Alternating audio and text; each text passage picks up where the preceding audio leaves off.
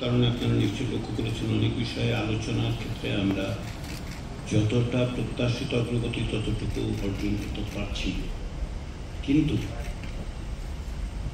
এই সপ্তাহের পরে সময়ের স্বল্পতা এমন জায়গায় গিয়ে দাঁড়াবে যে আমাদেরকে বাস্তবত দ্রুততার সঙ্গে কিছু কিছু বিষয়ে সিদ্ধান্ত নিতে হবে। আমরা আশা করছি যেগুলো আপনারা বিবেচনায় রাখবেন।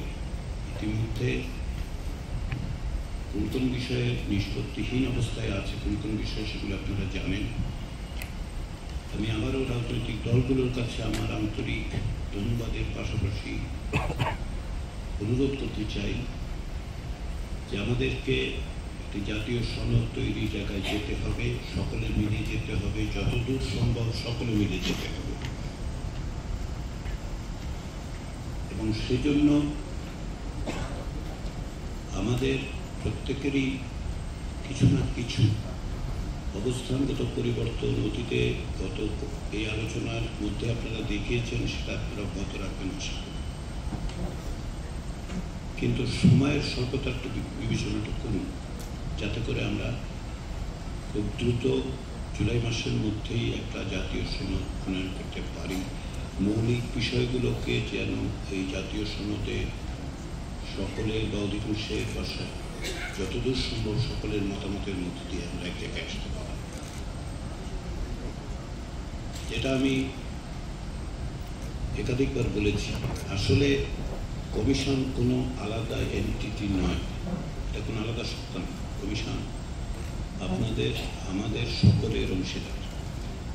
ফলে যদি আমরা কোথাও কোথাও ব্যর্থ হই, সে ব্যর্থতা আমাদের সকলের, কমিশনের এখন নয়। কমিশনের ব্যর্থতা যদি হয় তাহলে এটা সকলের মিলে ব্যর্থতা হবে। সেই জায়গায় আমাদেরকে বিবেচনা করতে হবে যে ব্যর্থ হওয়ার কোনো সুযোগ নেই। যে দায়িত্ব আমাদের উপর অর্পিত হয়েছে, সে দায়িত্ব রাজনৈতিক দল হিসেবে আপনাদের উপর আমরা তার অংশীদার হয়েছি। কমিশন আপনাদের প্রচেষ্টার অংশীদার হয়েছে। কমিশনের আলাদা করে একটা সত্তা হিসেবে যুক্ত হয়েছে এই আলোচনায় তা নয়। কমিশনকে নিয়োগ করার পর থেকে আমরা চেষ্টা করছি আপনাদের সঙ্গে, আপনাদের প্রচেষ্টায় আমরা সহযোগী হিসেবে যেন ভূমিকা পালন করতে পারি, সেটাই হচ্ছে আমাদের চেষ্টা। ফলে আমাদের সকলে মিলেই সফল হতে হবে। এবং সাফল্যের মাপকাঠি হচ্ছে আমরা একটা কাঠামোগত সংস্কারের ব্যাপারে একমত হতে পারছি কি পারছি না। কিছু কিছু জিনিস আমরা ইতিমধ্যেই একমত হয়েছি, কিছু বিষয়ে আপনারা প্রাথমিক পর্যায়ের আলোচনায় একমত হয়েছে, আর কিছু নিষ্পত্তিহীন অবস্থায় আছে, এগুলো আমরা আলোচনা করব। আগামী কয়েকদিনের মধ্যে আলোচনায় আমাদেরকে এই সমস্ত বিষয়ে সিদ্ধান্ত নিতে হবে।